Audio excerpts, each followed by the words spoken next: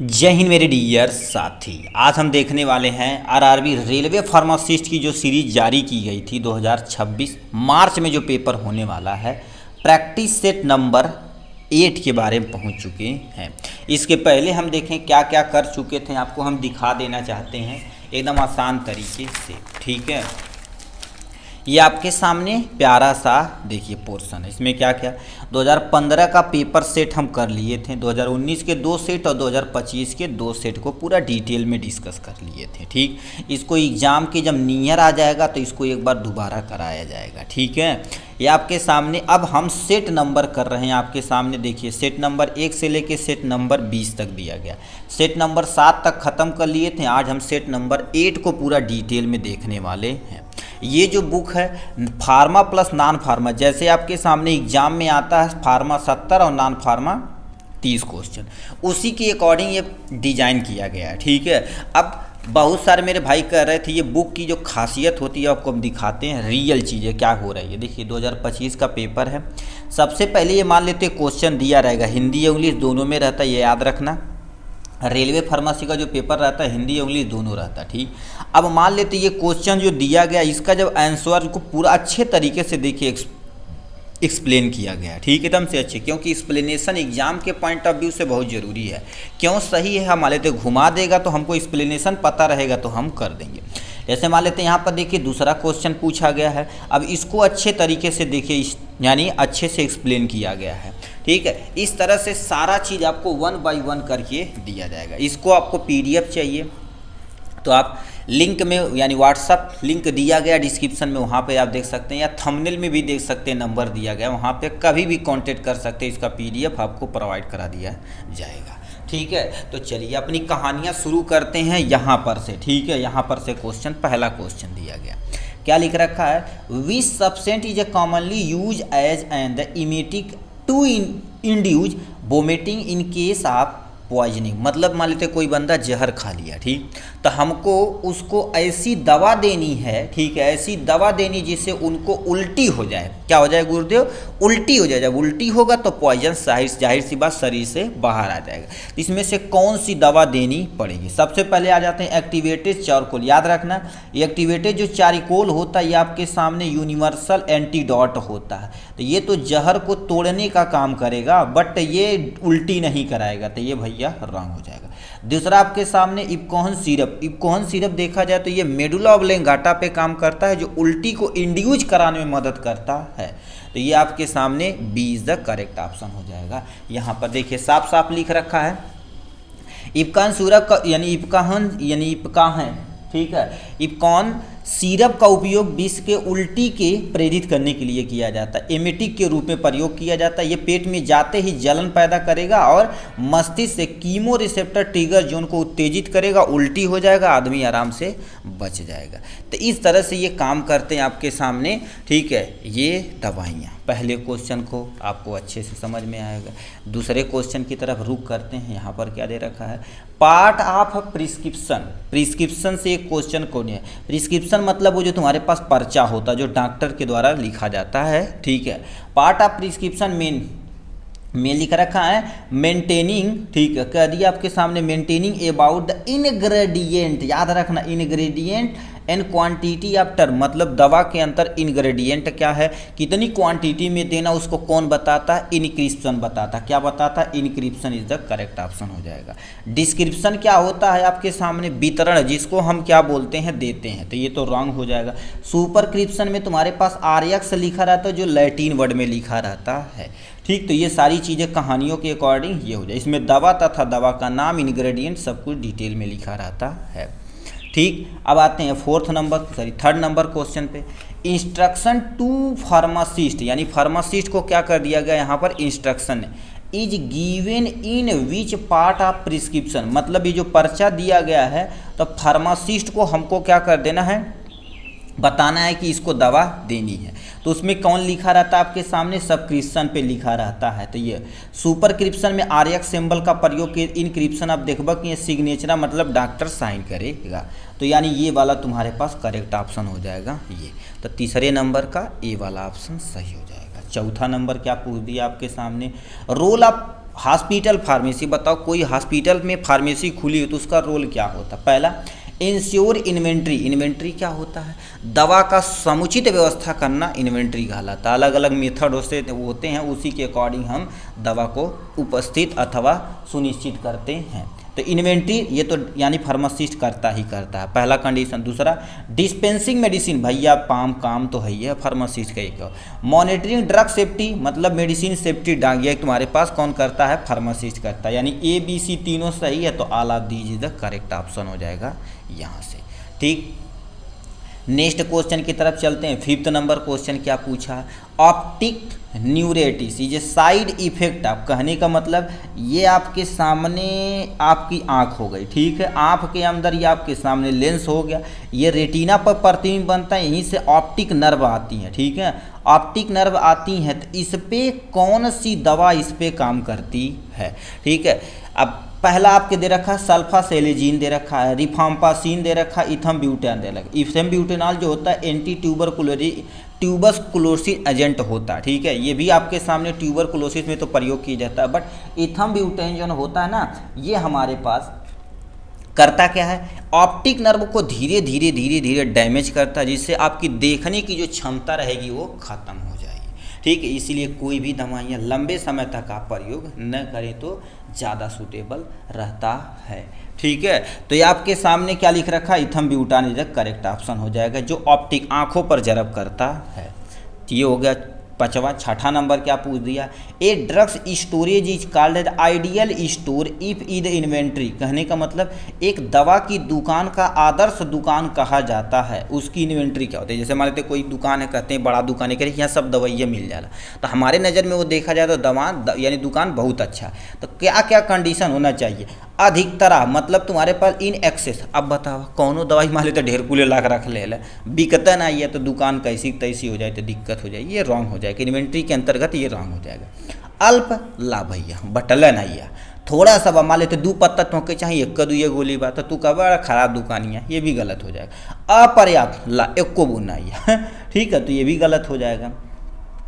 To level between the excessive and लिख रखा indicator, मतलब न तो अधिक होना चाहिए न अपर्याप्त होना चाहिए, बीच में होना चाहिए। बोलते हैं ना 1-2 पत्ता जरूर हो चाहिए दवाई, ठीक है, तो ये करेक्ट हो जाएगा, तब बोलेंगे अच्छी दुकान है। ठीक, तो ये 6ठा नंबर का तुम्हारे पास D is the correct option हो जाएगा यहाँ से। अब आते हैं 7th नंबर क्वेश्चन की तरफ, कहानियाँ शुरू करते हैं यहाँ पर। Under which section of narcotic and psychotic substance act 1985 the narcotic commission is appointment, मतलब तुम्हारे पास ये देखिए नारकोटिक तथा साइकोटिक कैटेगरी की जो दवाइयाँ रहती हैं ये बिना परमिशन के आप बेच नहीं सकते, इसके लिए धारा बनाई जाती है। जो कमिश्नर काम करते हैं वो सेक्शन 5 के तहत काम करते हैं। किससे? सेक्शन 5 के तहत काम करते हैं। और याद रखना नारकोटिक तथा साइकोटिक दवा को कंट्रोल करने की जिम्मेदारी किसकी होती है? सेंट्रल गवर्नमेंट की होती है। ठीक है, ये इसी के अंतर्गत तुम्हारे पास वो पॉइजन वगैरह टॉक्सिक सब्सटेंस भी आते हैं, कितने अमाउंट में बेच रहे हैं, कितने अमाउंट में इधर से उधर कर रहे हैं, सबको कंट्रोल करने का सेक्शन तुम्हारे पास 5 में होता है। ठीक है, सब कुछ ये होगा, देखो साफ साफ लिख रखा है यहाँ पर, देखिए नारकोटिक ड्रग्स एंड साइकोटिक यानी साइकोटिक सब्सटेंस एक्ट 1985 धारा 5 के तहत नियुक्त किया जाता है।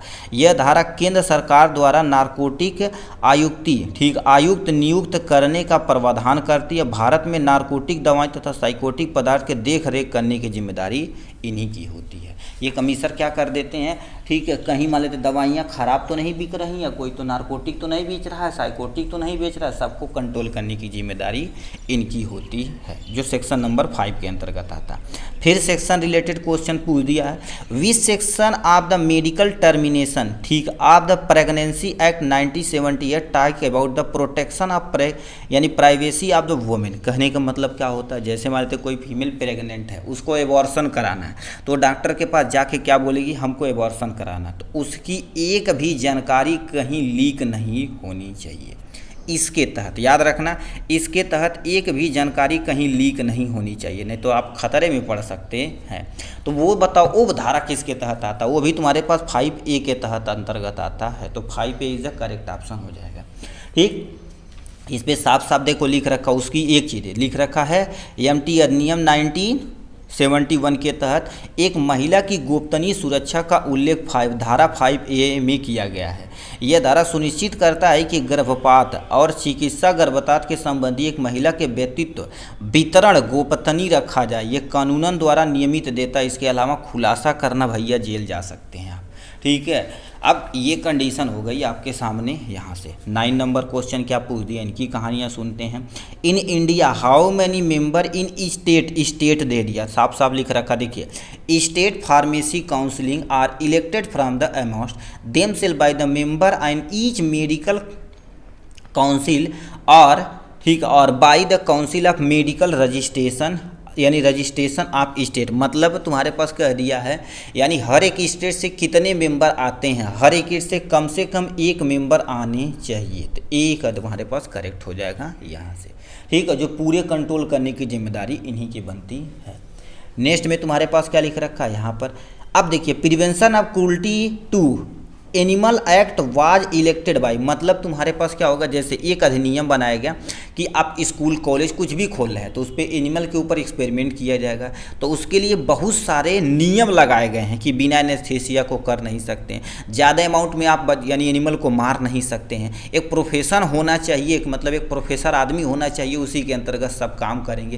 तो ये सब कंट्रोल करने के लिए ये एक्ट बनाया गया। ये कब का पास हुआ था, 1960 में प्राप्त यानी पास हुआ था। अब इसकी कहानियाँ आप सुनेंगे ना, देखिए ये साफ साफ लिख रखा है यहाँ पर, ठीक है। देखिए ये एक्ट जो चलाया गया था, देखिए ये साफ साफ यानी लॉ एंड एथिक्स में, देखिए ये फर्स्ट ईयर में जो अब सेकेंड ईयर में जो पढ़ेंगे, देखिए यानी prevention of cruelty to animal act 1960 यानी 60 को ये चलाया गया था। इसके अंतर्गत बहुत सारे तुम्हारे पास इंस्टीट्यूट एनिमल इथिक्स कमेटी होती है जो इंस्टीट्यूट को देखती है कि इंस्टीट्यूट में ज़्यादा एक्सपेरिमेंट तो एनिमल पे नहीं किया जा रहा है, एनिमल पे एक्सपेरिमेंट किया जा रहा है तो ट्रांसपेरेंसी होनी चाहिए कि कितना अमाउंट में आप एनिमल लिए, किसको किसको मारे, सब जानकारी देनी हमको पड़ती है। तो ये 1960 के तहत सारा काम होता है। देखिए साफ साफ लिख रखा आपके सामने, 1960 में लागू किया गया था। इसका उद्देश्य पशु क्रूरता को रोकना, क्योंकि पशुओं को अधिक से अधिक क्रूर की तरह मारना नहीं चाहिए। पशु कल्याण यानी एनिमल वेलफेयर को बढ़ावा देना। पशु संबंधी गतिविधियाँ जैसे तुम्हारे पास पशु बनी प्रकोप, एनिमल एक्सपेरिमेंट, बहुत सारे लोग कहते हैं एनिमल पे एक्सपेरिमेंट करते हैं, ये रोकना। एनिमल ट्रांसपोर्ट पे रोकना, एनिमल ठीक है वध यानी जैसे क्या होते हैं पशु को वध करना, मार के मांस के लिए और सब चीज़ों के लिए क्या कर देना, इस पर रोक लगाएगा जो ये कानून करता है, ठीक है। तो यानी तुम्हारे पास D is the correct option हो जाएगा यहाँ से। फिर क्वेश्चन क्या पूछ दिया आपसे, provision for the bacterial vaccine और viral vaccine antisera diagnostic antigen ETC are defective, बताओ किस शेड्यूल के अंतर्गत आता। शेड्यूलिंग बड़ी ज़रूरी है। अब देखिए शेड्यूलिंग तुम्हारे पास, देखिए अब आते हैं बैक्टीरियल, देखिए वैक्सीन पूछा है और हमारे पास ये सारी चीज़ें। अब आते हैं, देखो सबसे पहले तुम्हारे पास क्या कर दिया, आपको लगेगा सी इज अ बायोलॉजिकल प्रोडक्ट, हमको भी लगा था बायोलॉजिकल प्रोडक्ट, बट इनकी कहानियाँ सुनिए, देखिए क्या लिख रखा है यहाँ पर। देखिए यफ के अंतर्गत तुम्हारे पास क्या क्या आ जाते हैं, ठीक है, ये सारी चीज़ें आती हैं, ई के अंतर ये आती हैं, ठीक है। अब यहाँ से थोड़ा सा नीचे की तरफ जाएंगे, यहाँ पर यफ1 के अंतर्गत देखो provision application to the production of the bacterial तथा वायरल वैक्सीन। अब क्वेश्चन में क्या पूछ दिया, बैक्टीरियल वैक्सीन तथा वायरल वैक्सीन, तो बताओ शेड्यूल किसके, यफ1 के अंतर्गत आएगी। देखिए याद रखना, देखिए यफ1 के अंदर वायरल तथा बैक्टीरियल वैक्सीन आता है, तो ये भी लॉ एंड एथिक्स में देखिए क्वेश्चन पूछा गया है, ठीक है, तो इसके अंतर्गत आ जाएगा यहाँ से, ठीक। अब आते हैं किस पे, मैं यहाँ पर 12 नंबर क्वेश्चन पे, शेड्यूल पी ड्रग्स के अंतर्गत कौन कौन से आते हैं, अब बताओ। शेड्यूल पी ऐसा पलटा भरने से शेड्यूलिंग तू देख ला।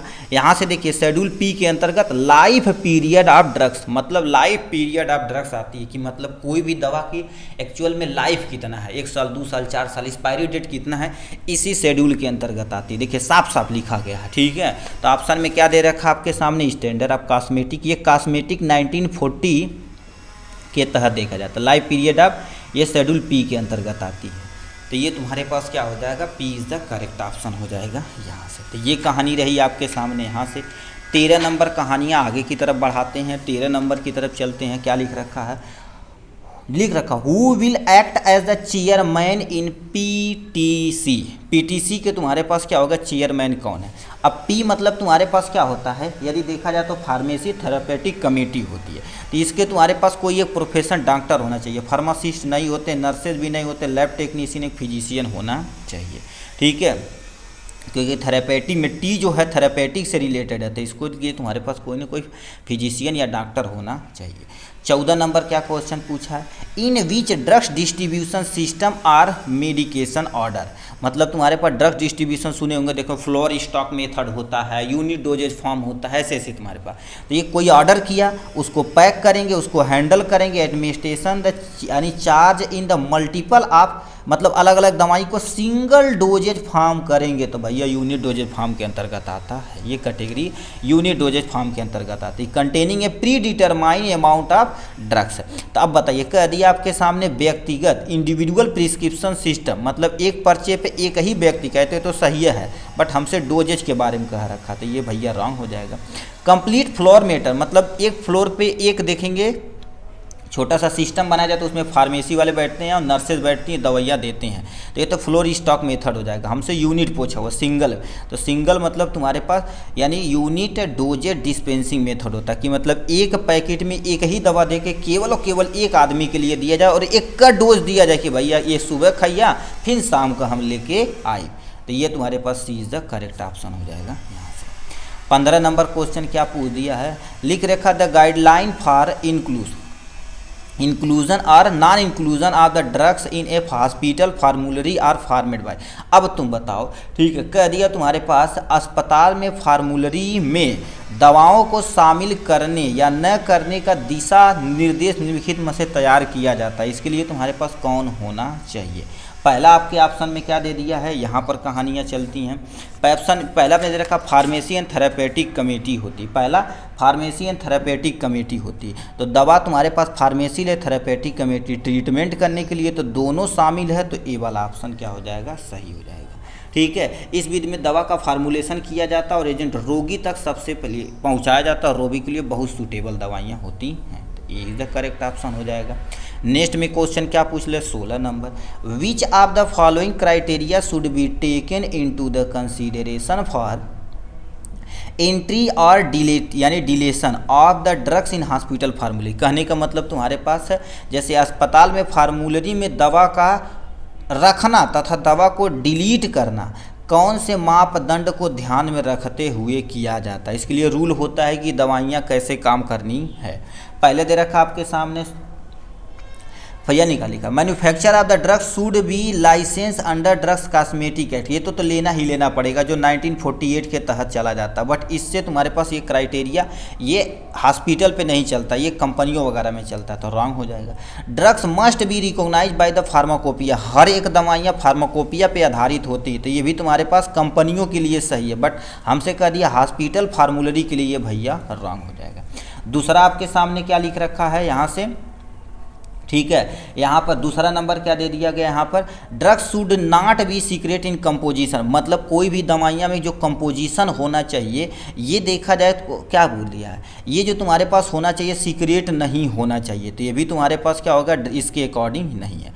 अब कह दिया आपके सामने ऑल ऑफ दी, अब कहानियाँ सुनिए क्या लिख रखा, देखिए यानी एंट्री तथा डिलीशन करना है तो इसकी अनुमति लेना पड़ेगा हॉस्पिटल फार्मूलरी यानी फार्मूलरी में, तो ये तुम्हारे पास एंट्री डिलीशन इसको करने के लिए 1948 के तहत धारा बनाया गया, इसी के अकॉर्डिंग हमें सब काम करना पड़ेगा। तो ये हॉस्पिटल फार्मूलरी में जब कहेगा डिलीशन के लिए तो ये भी सही है। रिकॉग्नाइजेशन फार्माकोपिया के अकॉर्डिंग आपको हॉस्पिटल फार्मूलरी से देना तो कंपनी दवाइयाँ बनाई, ये बुक होती है जिस पर सारा ब्यौरा लिखा रहता, तो ये भी हो जाएगा सही। कंपोजिशन सीक्रेट रहेगा तो भैया पकड़े जाएंगे, तो ये भी सही हो जाएगा, all of these the correct option हो जाएगा यहाँ से, ठीक है। अब कहेगा देखिए हॉस्पिटल फार्मूलरी के अकॉर्डिंग ये तीनों रॉन्ग है, जब कहेगा डिलीशन तथा क्राइटेरिया पूछा है तो ये सब तुम्हारे पास सही हो जाएंगे यहाँ से।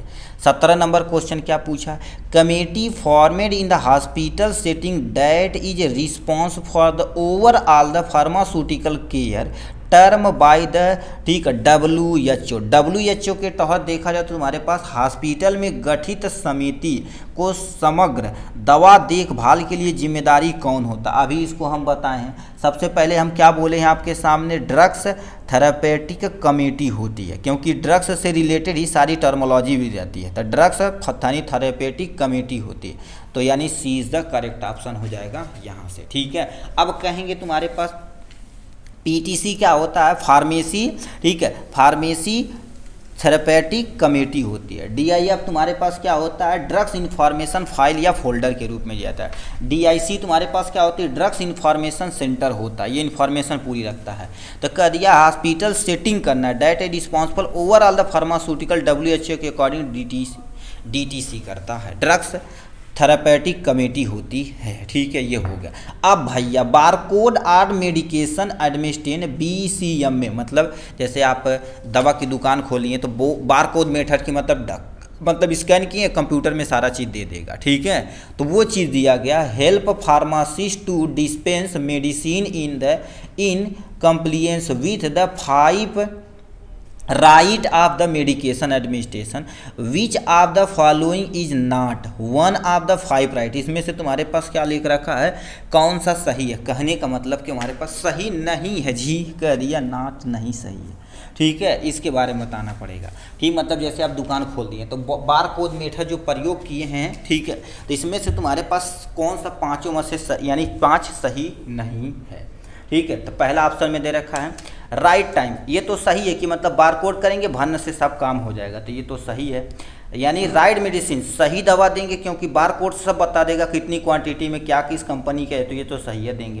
राइट सिम्टम भैया बारकोड नहीं बताता है। ठीक है, ये कि मतलब इसके किस सिम्टम के लिए नहीं दे सकते। राइट डोज ये तो बताइबा करता, हमसे नहीं पूछा, तो सी इज द करेक्ट ऑप्शन हो जाएगा यहाँ से। ठीक है, अब आते हैं तुम्हारे पास 19 नंबर question, dye use to determine the blood volume, यानी ब्लड वॉल्यूम को आइडेंटिफाई करने के लिए किस डाई का प्रयोग करते हैं। इवांस ब्लू का प्रयोग करते हैं, तो Evans blue is the correct option. क्यों करते हैं, देखिए यहाँ पर कहानियाँ दे रखी है। इवांस ब्लू जिसे हम T1800 ठीक है 24 के नाम से भी जाना जाता है, एक रंग है जिसका उपयोग आमतौर पर रक्त की मात्रा मापने के लिए किया जाता है। यह प्लाज्मा प्रोटीन एल्बुमिन से बांध ले करता है और रक्त में इसकी सांद्रता को मापा जा सकता है और रक्त की मात्रा की सटीक गणना की जा सकती है। रक्त में डाई के सांद्रता को मापकर कुल रक्त की मात्रा भी बताई जा सकती है। इस मेथड से हम कर सकते हैं, जिसे T1824 के नाम से भी जाना जाता है। इवांस ब्लू हो जाएगा। 20 नंबर आपके सामने क्वेश्चन क्या पूछ दिया है, hydralazine is use to vasodilator in chemically, मतलब तुम्हारे पास हाइड्रोलाजीन जो होती है वसोडाइलेटर, मतलब जो हमारी नस है इसको थोड़ा सा ये क्या कर देती है, चौड़ा करती है, चौड़ा करेगी जिससे ब्लड का फ्लो आराम से प्रयोग किया जाए, आराम से एक जगह से दूसरे जगह चला जाएगा। ये हाइपर टेंशन वगैरह में प्रयोग किया जाता है, जैसे ब्लड प्रेशर ज़्यादा हो गया तो इसको हम क्या करेंगे, थोड़ा सा चौड़ा करेंगे, आराम से एक जगह से दूसरे जगह चला जाएगा। तो इसमें से कौन सी दवाइयाँ हैं इसमें प्रयोग की जाती हैं। पहला आपके तुम्हारे फिनाइल एलानिन डेरिवेटिव होता है, इसका तो प्रयोग नहीं कर सकते हैं। फेलाथजीन डेरिवेटिव होता है, तो इसका तो प्रयोग किया जाता है। क्यों किया जाता है, आप कारण यहाँ देख लीजिए। ये तुम्हारे पास हाइड्रोलाजीन की दवा, इसका उपयोग रक्तचाप, हाई ब्लड प्रेशर तथा दिल की विफलता यानी हार्ट जो ब्लॉक होता है उसके इलाज में किया जाता है, जो वसोडाइलेटर की तरह काम करता है। चौड़ा करेगा, ब्लड प्रेशर आराम से क्या हो जाएगा, एक जगह से दूसरे जगह चला जाएगा। तो ये तुम्हारे पास B is the correct option हो जाएगा। 21 नंबर क्वेश्चन क्या पूछ दिया, which one of the following drugs is positive inotropic और निगेटिव कीमोट्रॉपिक एक्शन काम करता है। मतलब ऐसी दवाइयाँ, ठीक है, ऐसी दवाइयाँ जो दोनों पे, सबसे पहले देखा जाए तुम्हारे पास पॉजिटिव आइनोट्रॉपिक होती है, निगेटिव क्रोमेटोग्राफी यानी क्रोमेटोग्राफी होती है। तो उसमें क्या किस इसमें आती है, डिगॉक्सिन आता है। अब डिगॉक्सिन भी देखा जाए तो तुम्हारे पास कार्डियोग्लाइकोसाइड को ट्रीट करने के लिए प्रयोग किया जाता है। ये आर्टियल फिब्रिलेशन करता है, जिससे हार्ट में थोड़ा सा अच्छा काम करता है। ठीक है, तो सी इज द करेक्ट ऑप्शन हो जाएगा यहाँ से। ठीक है, यहाँ पर 22 नंबर क्या लिख रखा है, एडेनर्जिक न्यूरॉन ब्लॉक इज, मतलब तुम्हारे पास एडेनर्जिक न्यूरॉन ब्लॉकर, इसमें से तुम्हारे पास ये कौन सी दवाइयाँ हैं जो एडर्जिक ब्लॉकर के तौर पे प्रयोग की जाती है। आपके सामने क्या हो जाएगा, गुआनेथिडीन होता है, इसका प्रयोग किया जाता है। ठीक है, अब साफ साफ लिख रखा देखिए, एडर्जिक न्यूरॉन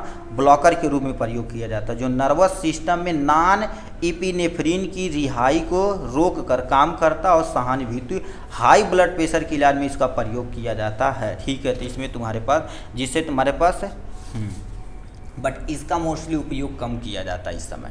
ठीक है, तो यानी D is the correct option हो जाएगा यहाँ से। ये 22 नंबर हो जाएगा। 23 नंबर क्वेश्चन की तरफ रुक करते हैं। 23 नंबर क्या दे दिया गया, इनकी कहानी आगे बढ़ाते हैं 23 नंबर से। ठीक है, अब आते हैं 23 नंबर क्वेश्चन क्या दे दिया है यहाँ पर देखिए, कह दिया है dash is the generic name of the drugs commercial available. आप तुम्हारे पास क्या लिखा है, लैरागेटिल होता है। कहने का मतलब निम्नलिखित में से, ठीक है, कौन दवा का सामान्य नाम, मतलब कहते हैं ना जेनेरिक नाम है, व्यावसायिक रूप से लैरागेटिल के रूप में दिया जाता है। ठीक है, इसमें से तुम्हारे पास क्या होगा, एक भैया क्लोरोप्रोमाजीन दिया जाता है, इसका प्रयोग सबसे ज़्यादा किया जाता है। ठीक है, क्लोरोप्रोमाजीन दिया जाता है। ठीक है, इसके नाम से आता है, जो एंटीसाइकोटिक कैटेगरी की दवा पर, इसमें सिजोफ्रेनिया हो गया, और तुम्हारे पास और ब्रेन संबंधी कोई प्रॉब्लम है तो उसमें ट्रीट किया जाता है। ठीक, तो ये हो जाएगा। अब आपके सामने कितना हो जाएगा, 24 नंबर क्या पूछ दिया है, dissociative anaesthetic is produce by, मतलब तुम्हारे पास विघटन, यानी क्या लिखा, विघटनकारी एनेस्थेसिया किसके द्वारा, एनेस्थेसिया मतलब शून्य करने के लिए, इसमें किसका प्रयोग करते हैं, इसमें कीटामीन, यानी क्या होगा, कीटामीन का प्रयोग करते हैं, कीटामाइन का प्रयोग करते हैं। क्यों करते हैं, देखिए कीटामीन तुम्हारे पास एक एनेस्थेसिया के रूप में उत्पादन में किया जाता है। एनेस्थेसिया एक ट्रांस जैसी, ठीक है, व्यवस्था उत्पन्न करती है, जैसे कई गहरी दर्द निवारक हो गया, बेहोशी हो गया, एनेस्थेसिया की विशेषता होती है। श्वास तथा हृदय संबंधी क्या कर देती है, बनाए रखती है, कि मेंटेन रहता है। एनेस्थेसिया सिर प्रबंधन में सेटरिंग, यानी क्या होता है, सेटिंग के रूप में किया जाता है। ठीक, तो ये सब वर्क करता है इस टाइप से। 25 नंबर का क्वेश्चन क्या पूछ दिया, which of the following are the characteristic of mental health person, मतलब कहेंगे ये इसका दिमाग बड़ा तेज बा, मतलब इसका जो दिमाग है बहुत हेल्दी है। कैसे जानेंगे, पहला ऑप्शन में क्या दे दिया गया, इनकी कहानियाँ थोड़ा सा सुन लेते हैं। लिख रखा ही कन्फ्यूज इन डिसीजन मेकिंग, निर्णय लेने में क्या होता है, कन्फ्यूजन होता है। कहेंगे तो बड़ी कर दिमाग वो खराब बा ठीक है, he is not able to find of the identify, मतलब वो है अपनी पहचान खोजने में सक्षम नहीं है। बताइए, सक्षम नहीं तो कैसे जानेंगे कि अच्छा है। ठीक है, ही कैन नॉट टोलरेंट, ठीक है, क्रिटिसिज्म, मतलब तुम्हारे पास आलोचना को सहन नहीं कर पाएगा, तभी कहेंगे गलत है। ठीक है, he face the problem and trick the solve, हाँ, प्रॉब्लम को फेस कर ले और हर चीज़ का निवारण कर ले, हल कर ले, तो ये तुम्हारे पास सही हो जाएगा। ही तुम्हारे पास मेंटल हेल्थ बंदे का सही है, तो D is the correct option हो जाएगा। 26 नंबर क्वेश्चन क्या पूछ दिया, इनकी कहानियाँ यहाँ पर चलते हैं। 26 नंबर क्वेश्चन क्या पूछ दिया है, यहाँ से आते हैं, क्या बोल दिया है, which of the following will not हमसे पूछा, affect how substance are remove, ठीक है, remove by the dialysis. Dialysis क्या होता है, किसी बंदे की किडनी खराब हो जाती है, ठीक है, तो उसे डायलिसिस की जाती है, तो उसमें देखा जाता है जितना टाइम तक तुम करोगे उतने अच्छे से, क्योंकि डायलिसिस में क्या करते हैं, आर्टरी से और वेन से, आर्टरी से क्या कर देते हैं, ब्लड को लेते हैं, और वेन से क्या कर देते हैं, वेन से ब्लड को लेते हैं और आर्टरीज के जरिए हमारे शरीर में क्या कर देते हैं, प्रवेश करा देते हैं। ठीक, तो जितना टाइम तक करेंगे उतने अच्छे से क्या हो जाएगा, उनका ब्लड का प्यूरिफिकेशन होगा। तो प्रोटीन बाइंडिंग, भैया इससे लेना देना नहीं है डायलिसिस से। ठीक है, ये तुम्हारे पास प्रोटीनवा निकाल दे बता गड़बड़ है, वाटर सॉल्युबिलिटी नहीं है, डिसोलेशन रेट, विघटन समय होता है, तो सी इज़ द करेक्ट ऑप्शन हो जाएगा। जितना टाइम तक करेंगे उतने अच्छे से ब्लड का प्यूरिफिकेशन होगा। 27 number, which of the following is not a contribute element of renal excretion. अब देखिए, यदि आप थोड़ा सा पढ़े होंगे, ठीक है, उसमें क्या बोलते हैं, रीनल वाले में, ठीक है, तो ये आपके सामने क्या हो गया, रीनल पैसे चले जाते हैं, ये हो गया पीसीटी, ठीक है, ये हो गया आपके सामने women capsule, PCT, loop of Henle, DCT, collecting duct. अब इसमें तुम्हारे पास रीनल एक्सक्रीशन में कौन सा काम नहीं आता, पहले दे रखा ब्लड पीएच, दूसरा दे रखा डिजीज स्टेट, दूसरा दे रखा blood flow of the urine kidney, जितना तेजी से होगा उतना काम, तो ये इफेक्ट तुम्हारे पास करता है। पीएच यानी यूरिन का पीएच भी मेंटेन करता है, यानी रोग की स्थिति ये करता, ब्लड का पीएच मायने नहीं रखता, तो नॉट पूछा है, तो ए वाला ऑप्शन सही हो जाएगा यहाँ से। 28 नंबर क्वेश्चन क्या पूछ दिया, इनकी कहानियाँ चलते हैं। What percent of women are, ठीक है, वुमेन डज गोनोरिया अफेक्टेड, मतलब तुम्हारे पास कितने फीमेल जो हैं तुमको गोनोरिया इफेक्ट करता, लगभग 1% यानी 0.8% होता है, ठीक है, 0.8% गोनोरिया प्रभावित करता है। गोनोरिया देखा जाए सेक्सुअल ट्रांसमिटेड डिजीज होती है जो एक फीमेल से दूसरे फीमेल में या मेल में चली जाती है। आप शाम से यहाँ पर देख सकते हैं, ठीक है, लिख रखा है एक तुम्हारे पास गोनोरिया आमतौर पे तुम्हारे पास यौन संचारी सेक्सुअल ट्रांसमिटेड जो पुरुषों और आदमियों यानी महिलाओं दोनों को प्रभावित करती, बट मोस्टली फीमेल में होता है। यानी आंकड़ा के आधार पर गोनोरिया से प्रभावित महिला प्रतिशत कितना दे रखा है, वह 0.8 है। विश्व WHO के तहत देखा जाए तो 2020 में, ठीक है, 2020 में, ठीक है, विश्व स्तर अस्तकों में तुम्हारे पास कितना हो जाएगा, यानी 82 यानी कितना 4 मिलियन नए संक्रमण हुए। मतलब क्यों, क्योंकि सेक्सुअल ट्रांसमिटेड डिजीज का चांस इस समय देखा जाए तो बढ़ता चला जा रहा है। ये करेक्ट हो जाएगा आपके सामने यहाँ से। अब भैया एलिसा टेस्ट बताओ किसके लिए किया जाता है, बच्चे को पता भैया HIV के लिए किया जाता है, ठीक है, तो ये थोड़ा सा हो जाएगा यहाँ से, ठीक है। अब आते हैं 30 नंबर पे क्वेश्चन तुम्हारे पास क्या लिख रखा है, मेटाबॉलिक एल्कोलासिस इज ट्रीटेड विथ, मतलब ये तुम्हारे पास ट्रीटेड किया जाता है, कहने का मतलब उपापचयी क्षारमयता का उपचार किससे किया जाता है, ठीक है, तो यानी किससे किया जाता है, उसके लिए तुम्हारे पास अमोनियम क्लोराइड होना चाहिए, अमोनियम क्लोराइड, तो D is the correct option हो जाएगा यहाँ से। इनकी कहानियाँ थोड़ा सा सुन लीजिए। मेटाबॉलिक एल्कलाइज का उपचार अमोनियम क्लोराइड से किया जाता है क्योंकि अम्ल भार, ठीक है, अम्ल भार प्रदान करके क्षारमयता को ठीक करने में मदद करते हैं, ठीक है।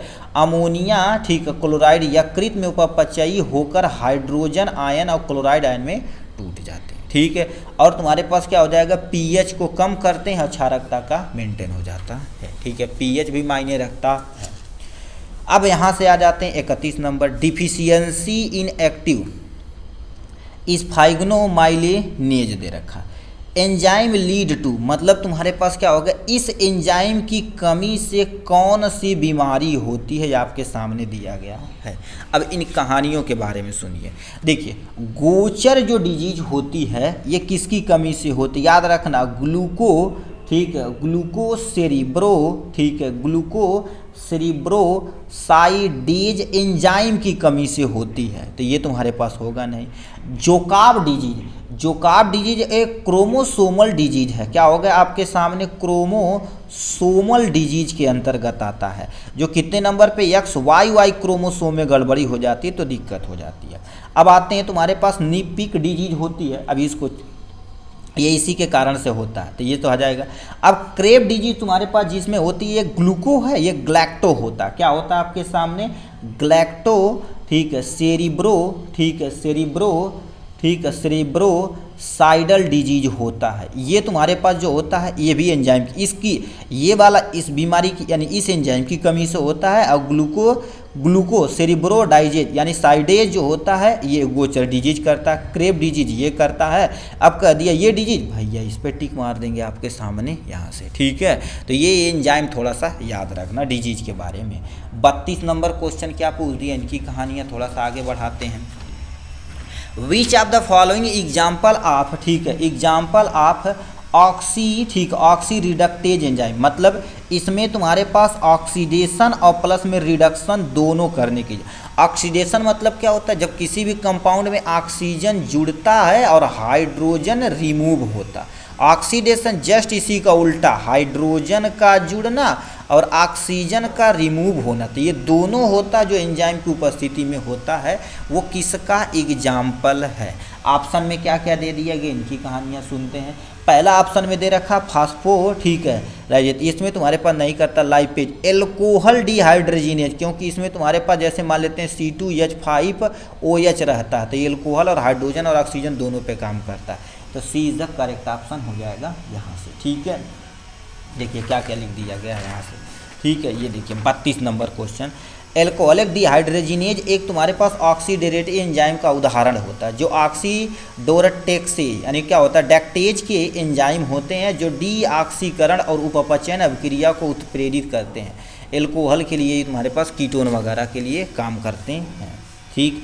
33 नंबर क्या लिख रखा, which enzyme is digestive enzyme response for the protein into the peptone, मतलब ऐसा कौन सा है जो प्रोटीन को तोड़ के, ठीक है, प्रोटीन को तोड़ के पेप्टाइड में कन्वर्ट करता है, भैया पेप्सिन होता है, ठीक है। पेप्सिन प्रोटीन का पाचन करता है, ये याद रखना, ठीक है। अब ये इसके लिए एक्टिव होने के लिए एसिडिक मीडियम या Cl चाहिए, तभी एक्टिव होगा, नहीं तो एक्टिव नहीं होगा, तो भैया पेट में रहेगा। 34 नंबर हिम फॉर तुम्हारे पास हीमोग्लोबिन हो गया। Synthesis with the condensation of the glycine with, मतलब किसके द्वारा होता है, ये सक्सिनाइल कोएंजाइम के द्वारा होता है, तो ये तुम्हारे पास करेक्ट हो जाएगा यहाँ से। देखिए ये आपके सामने क्या दे रखा है यहाँ पर, हीम सिंथेटिक ग्लाइसिन, ठीक, और तुम्हारे पास क्या होगा, सक्सिनाइल कोएंजाइम के संघनन से पोरफिरिन रिंग यानी बनाने के यानी के साथ रूप लिया जाता है और हीम के उत्पादन के लिए आवश्यकता होता है हीमोग्लोबिन ऑक्सीकरण को, यानी बाध्यकारी घटक होता है, क्योंकि हीमोग्लोबिन हीम देखा जाए तो हीमोग्लोबिन से रिलेटेड है। 35 नंबर क्वेश्चन क्या पूछ दिया है, name the enzyme which is use treatment of leukaemia. Leukaemia के तुम्हारे पास मान लेते किसी को हो गया है तो किस एंजाइम का उपयोग करेंगे, इसमें एस्पाराजीन का प्रयोग करेंगे, ठीक है, एस्पैराजीनेज का प्रयोग करेंगे। ऑप्शन में जो रहेगा उस पर टिक मार देना। क्या क्या दे दिया गया यहाँ पर, कहानियाँ चलते हैं, देख पहले ऑप्शन हम दे दिया तो इस पे टिक मार देंगे यहाँ से।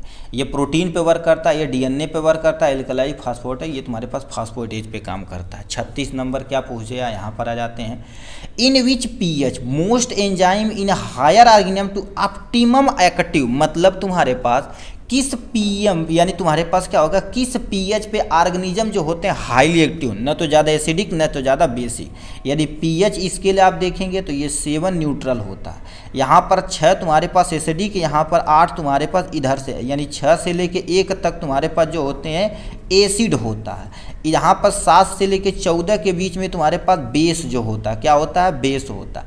तो यहाँ पर न तो ज़्यादा एसिडिक न तो ज़्यादा बेसिक, तो तुम्हारे पास 6 से लेके 8 तक के बीच में तुम्हारे पास रहेगा, तो बैक्टीरिया बहुत बहुत बहुत एक्टिव रहते हैं और इसके साथ साथ टेम्परेचर भी मायने रखता है।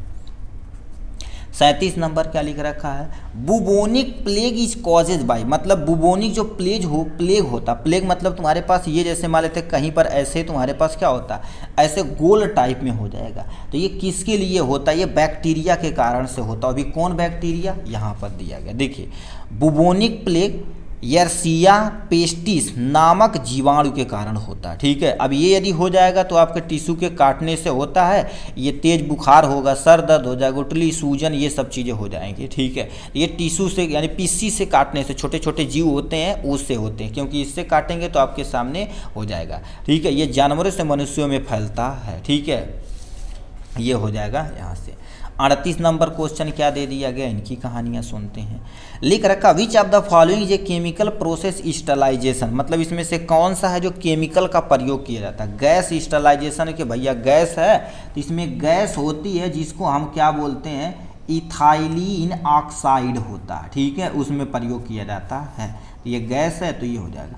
मॉइस्ट में भैया पानी का प्रयोग किया जाता है, हीट में गर्म किया जाता है, आयनाइज में तुम्हारे पास रेडियो एक्टिव केमिकल का प्रयोग किया जाता है, ठीक है। तो chemical process A is the correct. अभी खासकर इथाइलिन ऑक्साइड का प्रयोग किया जाता है जो एक यानी स्टेलाइज एजेंट के रूप में प्रयोग किया जाता है, ठीक। ये हो गया 38 नंबर।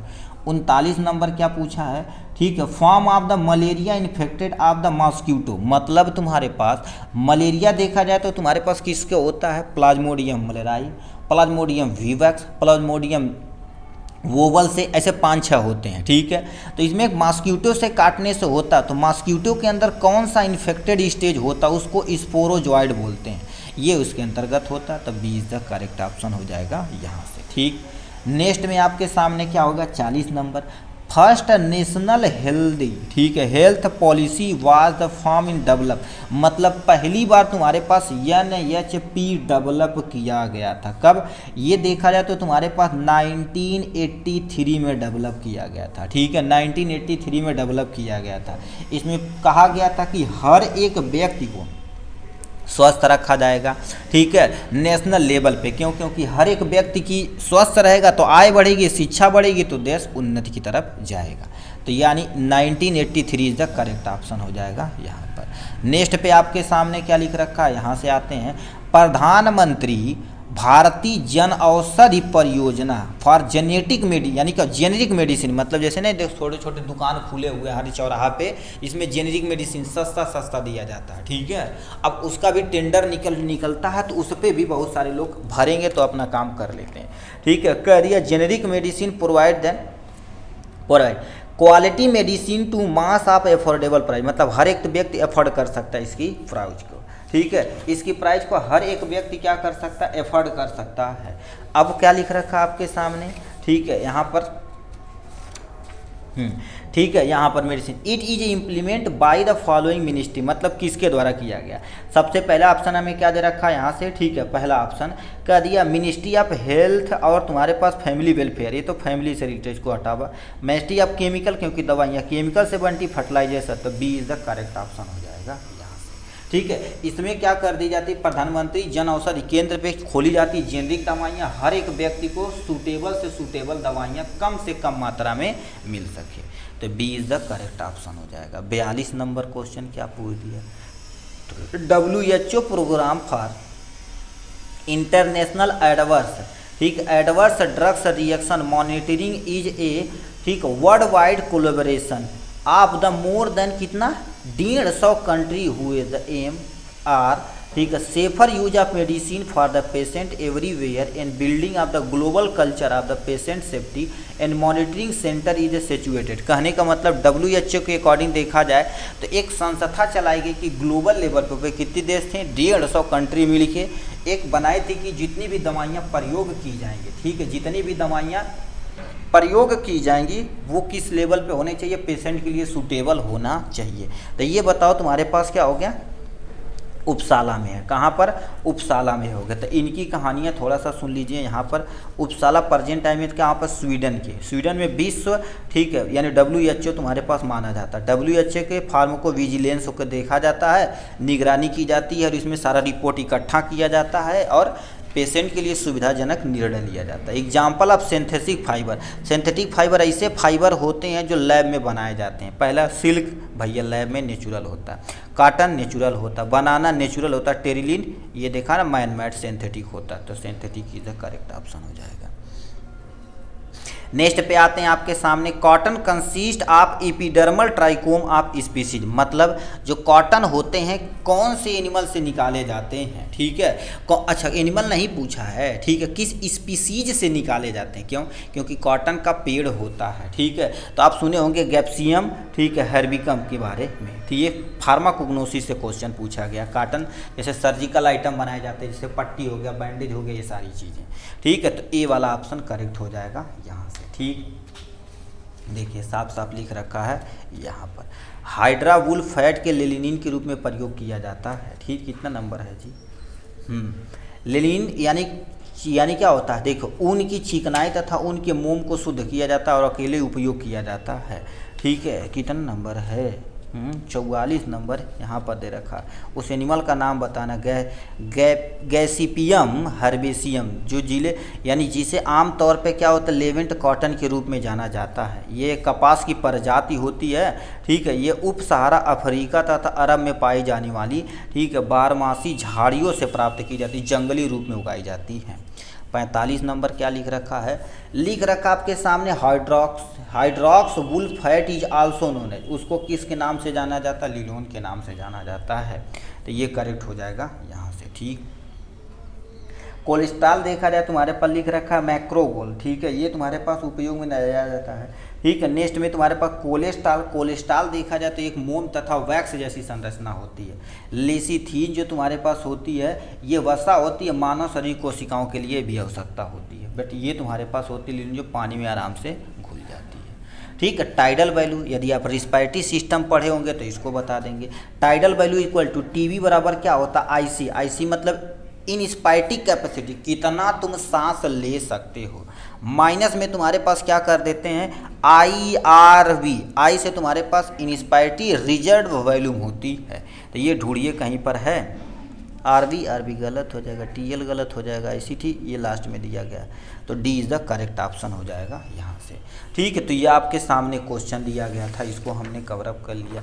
नेक्स्ट में आपके सामने कितना दे रखा, आपके सामने 47 नंबर। 47 बताओ क्या दे दिया गया, इनकी कहानियाँ सुनते हैं। Nose pharynx and trachea lungs, बताओ कि इससे बच्चों को पता रिस्पायरेटरी सिस्टम से कनेक्टेड है, ये सब सिस्टम से ये लोकेटेड पाए जाते हैं। स्किटी सिस्टम में जैसे किडनी हो गया, ये सब सारी। कार्डियोवास्कुलर सिस्टम में हार्ट हो गया। रीनल में तुम्हारे पास क्या हो जाएगा, किडनी हो जाएगी। और ठीक है, किडनी, और किडनी के अंदर खासकर तुम्हारे पास क्या होता है, नेफ्रॉन का नाम सुने होंगे, इससे रिलेटेड है। ठीक है, तो ये हो जाएगा आपके सामने respiratory system is the correct option हो जाएगा। नेक्स्ट पे आपके सामने 48 नंबर, indicate muscle which are more resistance block the recover more of the rapidly, मतलब इसमें से तुम्हारे पास उन मांसपेशियों को इंगित करें जो ब्लॉक के प्रति अधिक प्रतिरोधी तथा तेजी से ठीक होती हैं। हैंड का भैया नहीं, ये नहीं, डायफ्राम जो नीचे की तरफ होता है, लंग्स के नीचे, ये क्या करता है, एक बार ऊपर एक बार नीचे जाता है, जिससे सांस लेने में मदद करती है। तो diaphragm is the correct option हो जाएगा यहाँ से। ठीक है, यहाँ पर diaphragm is the correct option हो जाएगा यहाँ पे।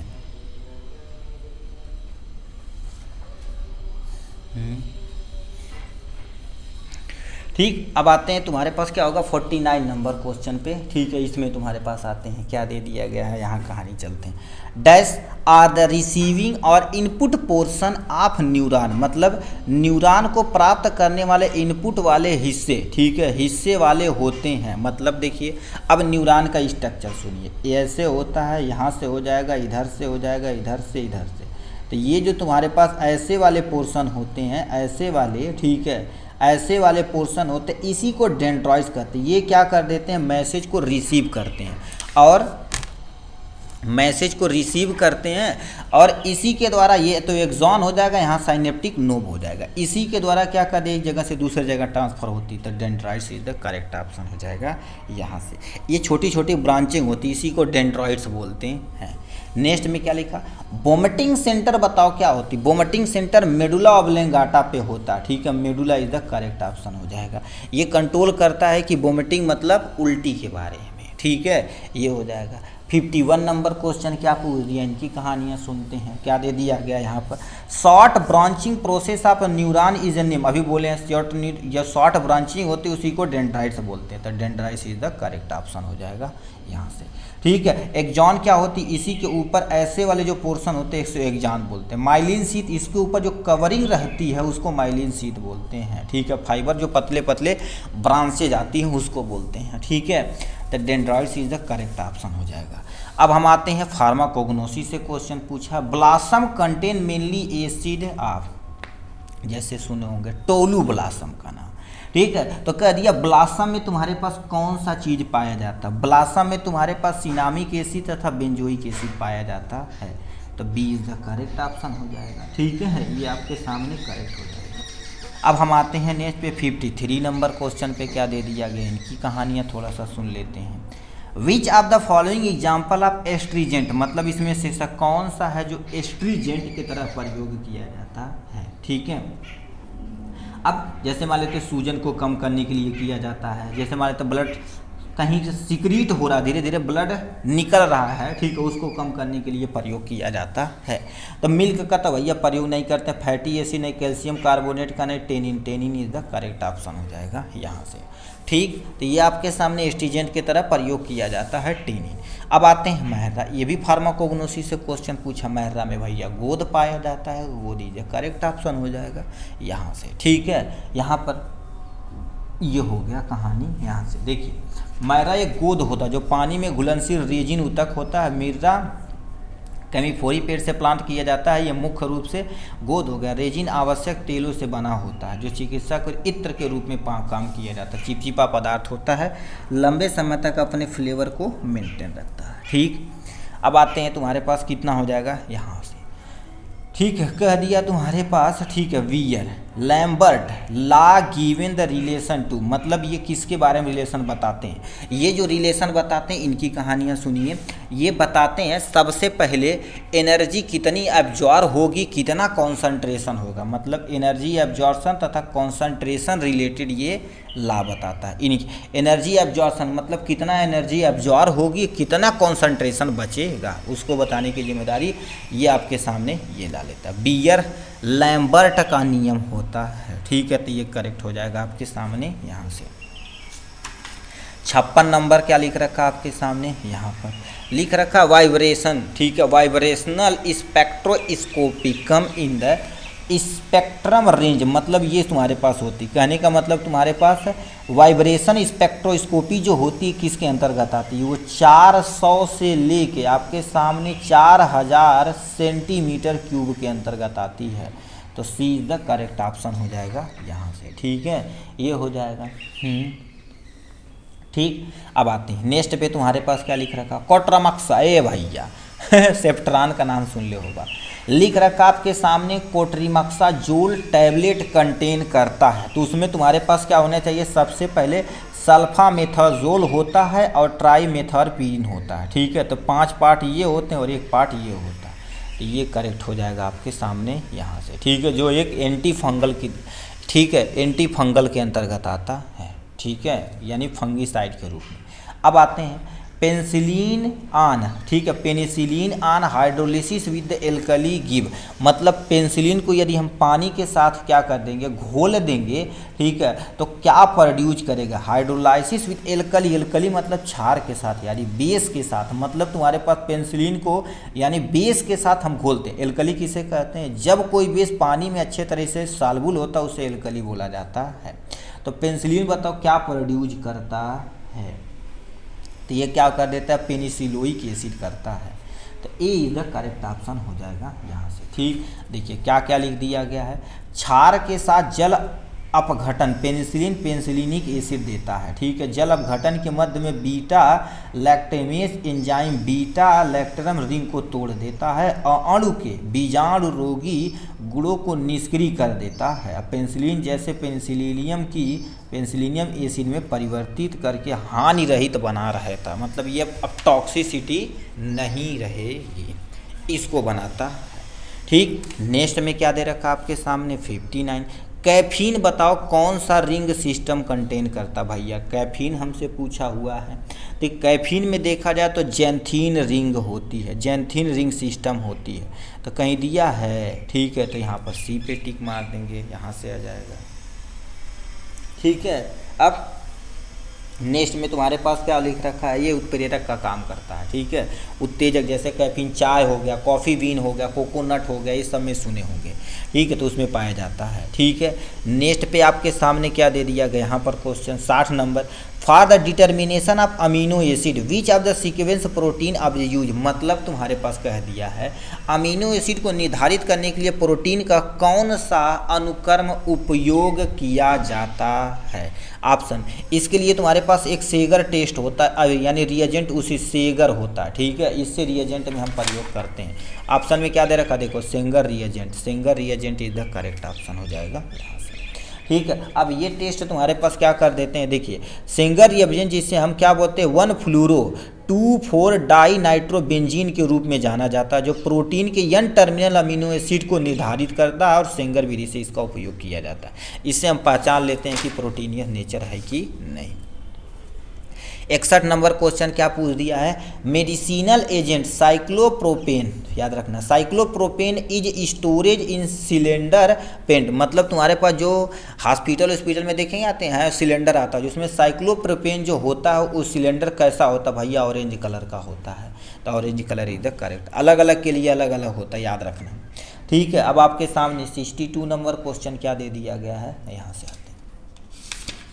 क्या दे रखा है, gas is mostly wide two of the fire injector, मतलब जो तुम्हारे पास आग बुझाने वाले यंत्र होते हैं उसमें कौन सा गैस होता है, बच्चों को पता कार्बन डाइऑक्साइड। क्यों, क्योंकि जब आग लगती है तो ऑक्सीजन की उपस्थिति में जलती है, कार्बन डाइऑक्साइड डाल देंगे तो ऊपर से एक लेयर बन जाएगी जिससे बताओ ऑक्सीजन नहीं जाएगी, जब ऑक्सीजन नहीं जाएगी तो आग बुझ जाएगी, क्योंकि बिना ऑक्सीजन का कोई चीज़ जलता नहीं है। तो carbon dioxide is correct option हो जाएगा यहाँ से।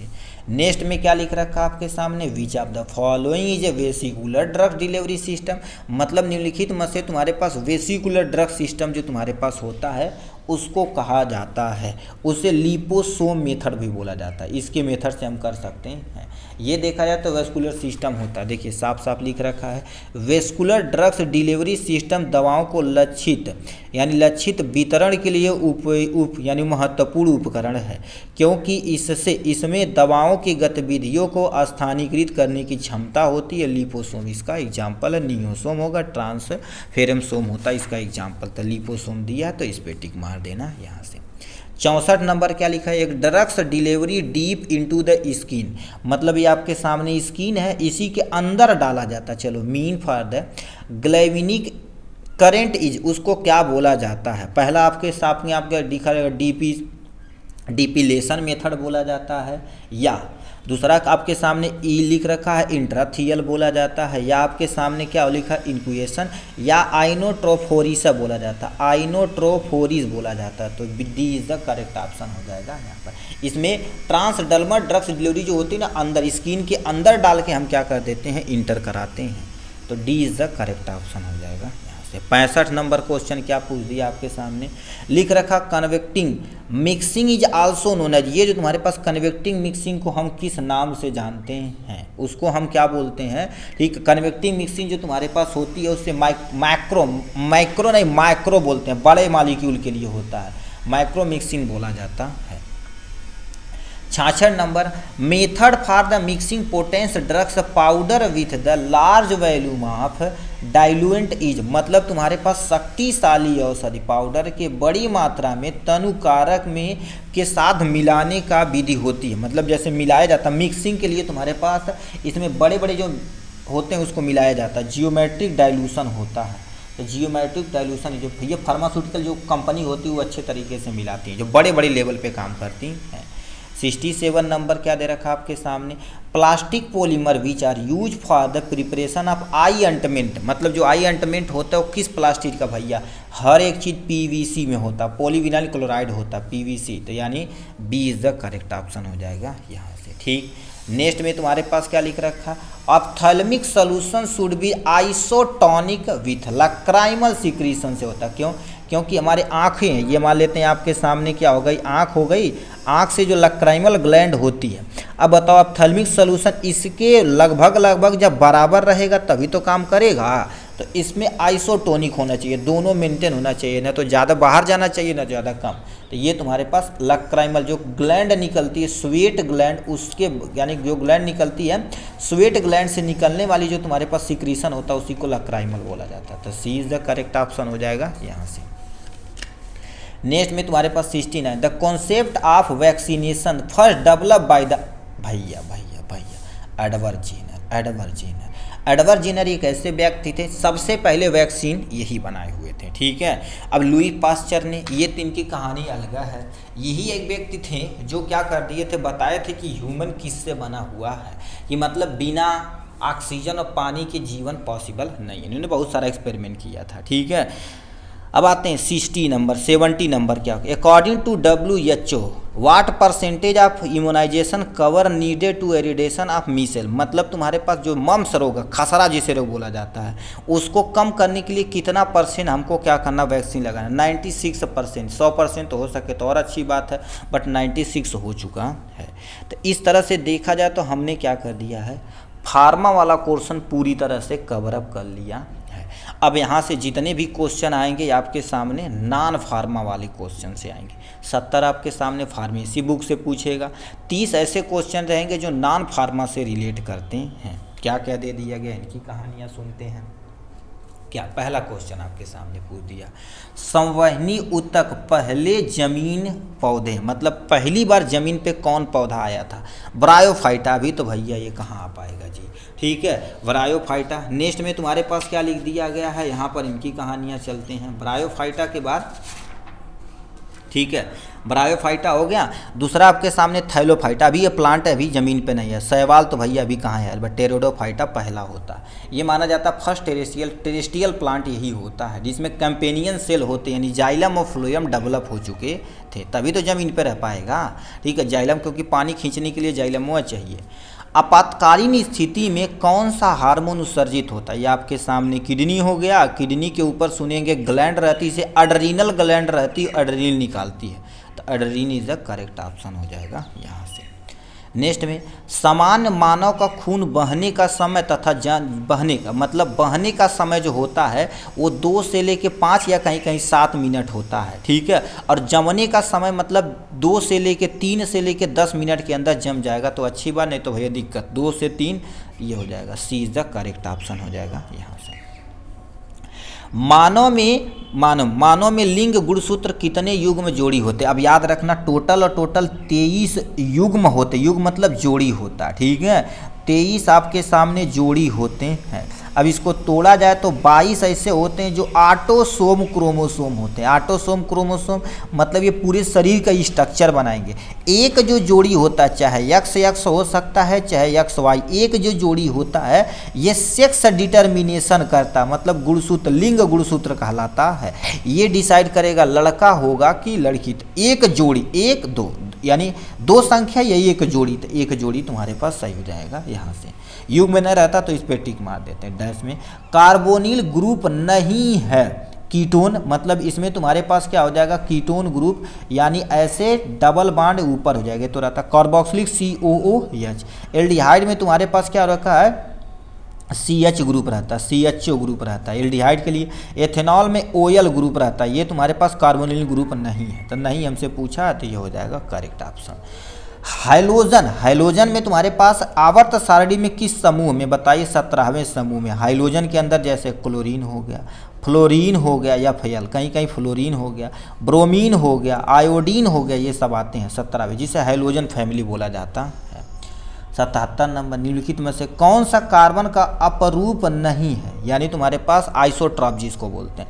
हीरा देखा जाए तो भैया कार्बन से बना हुआ, तो ये तो सही है, कार्बन डाइऑक्साइड को छोड़ा। ग्रेफाइट देखा जाए भैया कार्बन से बनेगा। फ्लोरीन जिसमें 60 कार्बन होते, कितने 60 कार्बन होते हैं, जिसे बक मिस्टर फ्लोरेंस बोला जाता है, ठीक है। तो फ्लोरीन इधर तुम्हारे पास ये कार्बन से बना, ये भी कार्बन, ये भी, बट कार्बन डाइऑक्साइड तुम्हारे पास क्या होता है, केवल कार्बन, ये देखा जाए तो फिर एक कंबाइन स्टेट में होता है, तो यहाँ पर B is the correct option हो जाएगा। नेक्स्ट में आते हैं, डायोड को एक रूप में किया जा सकता है, ठीक है। ऑप्शन में क्या दे दिया गया, डायोड की कहानी यहाँ से बताते हैं, ठीक है। डायोड दिया गया है आपके सामने। डायोड तुम्हारे पास एक रेक्टिफायर की तरह प्रयोग किया जाता है, जो करंट AC और DC करंट के बारे में सुने होंगे, अल्टरनेट करंट और डायरेक्ट करंट के बारे में सुने, उसके लिए प्रयोग किया जाता है। तो यहाँ पर तुम्हारे पास A is the correct option हो जाएगा यहाँ से, ठीक। 68 नंबर हुआ। 69 नंबर तुम्हारे पास क्या कर देते हैं, 69 नंबर इसको साइड में रख देते हैं भाई, इसको हटाइए। किस माध्यम में प्रकाश की किरण झुकाव को कहा जाता है, प्रकाश की किरण क्या होती है, इनके बारे में सुनिए। देखो जब कोई, सुने हैं ना जी क्वेश्चन में, देखें ना, किस माध्यम से प्रकाश की किरण झुकाव को कहा जाता है, अब इनकी कहानियाँ सुनिए। एक आपके सामने माध्यम 1 हो गया, ये माध्यम 2। जब कोई प्रकाश एक माध्यम से किसी दूसरे माध्यम में जाती है तो हल्का सा क्या हो जाती है गुरुदेव, टेढ़ा हो जाती है। तो इस घटना को प्रकाश का अपवर्तन कहते हैं। क्या कहते हैं, प्रकाश का अपवर्तन। अब याद रखना, कब इधर जाएगी कब इधर जाएगी, जब कोई प्रकाश की किरण विरल से सघन में जाएगी, विरल से सघन में जाएगी तो ये अभिलंब की ओर झुकेगी, पहला कंडीशन। दूसरा, अब मान लेते हैं कोई प्रकाश की किरण सघन से कहाँ पर, विरल में जा रही है, तो ये दूर भागेगी, क्या होगी, अभिलंब से दूर भागेगी। ये थोड़ा चीज़ आप याद रखना यहाँ से। बंदूक से चली गोली लक्ष्य के भीतर गहराई में जाती है क्योंकि उसके पास गतिज ऊर्जा होता है, जितना गति से जाएगा उतना तेजी से हिट करेगा। तो D is the correct option हो जाएगा यहाँ से। उसमें ऊर्जा किसी जलने से होता, स्थितिज ऊर्जा मतलब स्थिति के परिवर्तन के कारण से हो जाता, रासायनिक ऊर्जा जो केमिकल के अंतर्गत होता है।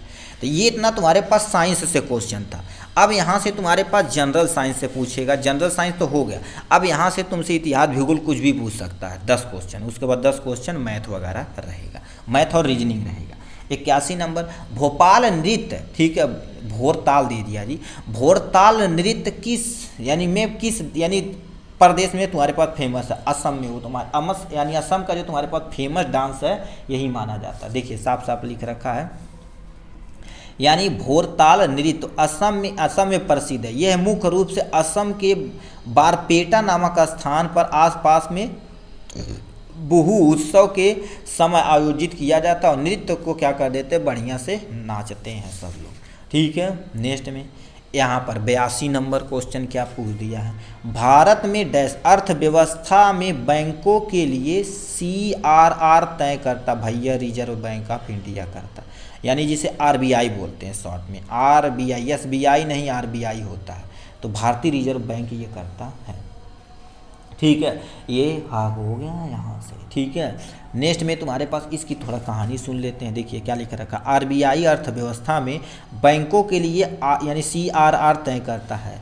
CRR के तय वाणिज्य बैंकों को केंद्रीय बैंक के पास एक निश्चित न्यूनतम धनराशि आरक्षित करता है जिस पे 4.5% का टैक्स लगाया जाता है, ठीक है। नेक्स्ट में तुम्हारे पास कितना, 83, भारत के 15वें वित्त आयोग अध्यक्ष कौन थे, मतलब KN सिंह थे, ठीक है, NK सिंह थे, ठीक है। NK Singh is the correct option हो जाएगा यहाँ से। 84 नंबर क्या दे दिया गया यहाँ से, भारतीय संविधान के अनुच्छेद डैश के अनुसार वर्ष का केंद्रीय बजट किस वर्ष वित्तीय यानी विवरण भी कहा जाता है। इस वर्ष, ठीक है, विशेष हेतु सरकार की अनुमाति, ठीक है, अनुमानित प्राप्ति को व्यय के यानी वितरण किया जाता है। वो तुम्हारे पास अनुच्छेद 112 होता है, 112 फिलअप कर देना यहाँ से। अनुच्छेद 12 के तहत क्या क्या कहलाती है यहाँ पर देखिए, यहाँ पर क्या होगा, 112 के अनुसार वर्ष में केंद्रीय बजट जिसे हम वार्षिक वित्त वितरण कहा जाता है, जो इस वर्ष, ठीक है, ये तुम्हारे पास विशेष हेतु राज्य सरकार की अनुमति, ठीक है, अनुमानित प्राप्ति को व्यय को वितरण करता है। 108 क्या कहता है, ये संयुक्त बैठक के लिए होता है, राज्यसभा और लोकसभा के लिए होता है। 110 होता धन विधेयक की परिभाषा करता है। 98 संसद के प्रत्येक सदन का सचिवालय और कर्मचारी होंगे। तो ये अलग अलग अनुच्छेद दिया गया है।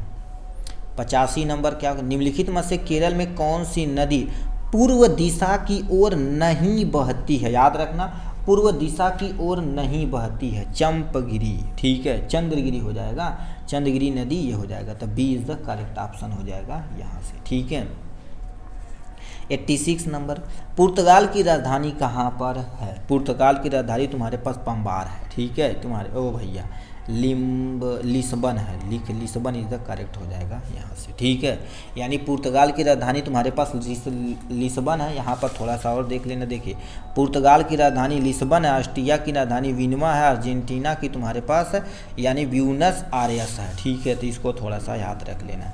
87 नंबर क्वेश्चन क्या पूछ दिया है, डैश पृथ्वी की आंतरिक भाग से निकलने वाला तरल पदार्थ ठोस चट्टान द्वारा निर्मित होता है। कहने का मतलब पृथ्वी के अंदर माना जाता है कोर है, तो कोर से बताओ जब निकलता है उसे ज्वाला बोला जाता है, ज्वालामुखी कहते हैं, ज्वालामुखी आ गया, उसको बोला जाता है, ठीक है। यहाँ पर आ जाते हैं 88 नंबर, साबरमती आश्रम किसने बनवाया? गांधी जी के द्वारा बनाया गया था, ठीक है, गांधी जी के द्वारा बनवाया गया था, ठीक। इनकी कहानियाँ भी सुना देते हैं। साबरमती की आश्रम, देखिए साबरमती आश्रम भारत के गुजरात राज्य साबरमती नदी यानी साबरमती नदी के किनारे स्थित है। आश्रम सन 1917 में अहमदाबाद के लिख रखा कोचरब नामक स्थान पर महात्मा गांधी के द्वारा बनवाया गया था। ठीक। 89 नंबर क्वेश्चन क्या पूछ दिया, यहाँ पर चलते हैं। मुगल साम्राज्य के दौरान जजिया टैक्स है, यानी जजिया टैक्स किस पे लगाया गया था? वो गैर मुस्लिम नागरिक थे, मतलब मुस्लिम को छोड़ के जितने नागरिक थे उनको कहा जाता है, गैर मुस्लिम नागरिक पर लगाया गया था। अब आते हैं 90 नंबर तुम्हारे पास। सांची स्तूप किस राज्य में स्थित है? यही भैया सांची स्तूप जो तुम्हारे पास होता है कहाँ पर है? एमपी में है, यानी मध्य प्रदेश में है। ठीक है, मध्य प्रदेश में है, यहाँ पर आ जाते हैं। देखिए ये तुम्हारे पास क्या लिख रखा आपके सामने, देखो क्या लिख रखा, ईसा पूर्व यानी 3री शताब्दी ईसा पूर्व 12वीं शताब्दी ईसा के बीच में, ठीक है, सांची स्तूप है जो बौद्ध कला और वास्तुकला को उत्कृष्ट नमूने के रूप में प्रकट किया जाता है। ठीक है, यानी क्या हो गया 90। 91 नंबर क्या लिख रखा है, उसे विन आरेख का चयन करो जो वर्गों के लिए, ठीक है, वर्गों में दिए गए सेट के बीच, ठीक है, सेट के बीच संबंधों के सबसे अच्छी तरह से दर्शाया जाता है। अब ये आपके सामने दिया गया किसके किसके लिए है? छात्र है, ठीक है, तो ये आपके सामने दिया गया है छात्र है, और का हमारे पास लिख रखा इंटरनर है, और ठीक है, ये आपके सामने अनुसाधन, ठीक है, साधनकर्ता है। ठीक है, तो ये सब देखा जाए तो एक दूसरे से तीनों जुड़े हुए हैं, तो तीनों जुड़ेंगे तो डी वाला, इसमें तुम छात्र लिख देना, इसमें इंटरनल लिख देना, इसमें अनुसंसाधन लिख देना, तो D is the correct option हो जाएगा यहाँ से। ये रीजनिंग वाला क्वेश्चन ये था, ये भी क्वेश्चन उसी से है। ये कह दिया है 1 11 120 बन जाता है, 2 7 45 बन जाता है, और 3 5 कितना होगा? अब इसके वर्ग वगैरह थोड़ा सा देख लीजिए। ठीक है, अब यहाँ से कहानियाँ चलते हैं, जब तक बराबर नहीं होगा तब तक काम नहीं आएगा। देखिए 92 नंबर, ठीक है, पहले दे रखा 11 और 1 कितना हो जाता है आपके सामने, ठीक है, 1 और 11 कितना हो जाता है आप सामने यहाँ पर, तो 11 का हम क्या कर देते हैं? स्क्वायर कर देते हैं। ठीक है, 11 का स्क्वायर कर देते हैं, और यहाँ पर रुक जाओ 11 का स्क्वायर कर देते हैं, और प्लस में 1 का स्क्वायर, और प्लस में तुम्हारे पास कितना हो जाएगा 120, तो 11 का स्क्वायर कितना होता है 121, बराबर में तुम्हारे पास 1 का स्क्वायर 1 का होगा, 20 है 1 21, मतलब ये तुम्हारे पास ये इस त्रुटि पे बैठेगा, इसका स्क्वायर करना, इसका स्क्वायर करके इसको जोड़ देना है। ठीक है, तो इसका स्क्वायर करेंगे तो 5वां में 25 हो जाएगा। ठीक है, 5वां 25 हो जाएगा, बराबर में तुम्हारे पास क्या कर देते हैं 3 का स्क्वायर कर देते हैं, और इसको हम यक्ष मान लेते हैं, तो ये आपके सामने 5वां 25 हो जाएगा। ठीक है, 5वां 25 हो जाएगा, 3 3 का 9, इधर लाख माइनस कर देते हैं, तो 25 में से 9 जाएगा तो आपके सामने 16, तो यहाँ पर क्या भराया जाएगा 16, तो सी इज़ द करेक्ट ऑप्शन हो जाएगा यहाँ। मतलब इसका स्क्वायर बराबर में इसका स्क्वायर प्लस में इसको नंबर लिखना, प्लस में इसका स्क्वायर ना करिएगा, तो आएगा जिस पे बैठेगा उस पर मार देना यहाँ पर। अब देखिए जेड किसके साथ है? ए के साथ है, वाई बी के साथ है। ठीक है, तो यहाँ पर सी के साथ क्या हो जाएगा यक्स, और यहाँ पर आपके सामने सी के बाद डी के साथ तुम्हारे पास क्या हो जाएगा डब्ल्यू हो जाएगा, यानी ए के साथ जेड है, उल्टा चल रहा है, 26 के साथ 1 है, और यहाँ 25 के साथ 2 है। उसके बाद सी के साथ तुम्हारे पास क्या हो जाएगा वाई के बाद, यानी वाई के पहले यक्स आता है, यक्स के पहले W X Y Z A B C D, अब उसी सीक्वेंस में चल रहा है, तो ये सी यानी यक्स सी ये डब्ल्यू डी है, तो यानी 4th वाला ऑप्शन सही हो जाएगा यहाँ से। अब क्या दे दिया क्वेश्चन, यहाँ पर चलते हैं, इनकी कहानियाँ यहाँ पर चल लेते हैं। क्या दे दिया है यहाँ पर, एक संख्या है 82% और 73% के अंदर कितना हो जाएगा अंतर पूछा है, मतलब 82% का, ठीक है, हम परसेंटेज निकाल देते हैं, और हम क्या कर लेते हैं 82% का, पहले मान लेते हैं जो संख्या यक्स है, तो यक्स का हम गुणा कर लेते हैं 82 माइनस में 73% का 100% निकाल लेते हैं, बराबर में तुम्हारे पास कितना कर जाएगा, इनका अंतर है, ये भी यक्स लिख देना, बराबर में आपके सामने 72 है, इसको काट पीट के लाएंगे तो 82 में से कितना जाएगा 73 जाएगा, तो आपके सामने कितना हो जाएगा 9 यक्स बटे में 100 हो जाएगा, बराबर में तुम्हारे पास 72 हो जाएगा। इधर उठा के करेंगे तो तुम्हारे पास कितना हो जाएगा 9 यक्स बराबर में 72 गुणे में आपके सामने 100 हो जाएगा, और ये यक्स यहाँ पर 9 उठा के इसके 9 8 72 यक्स बराबर में 800।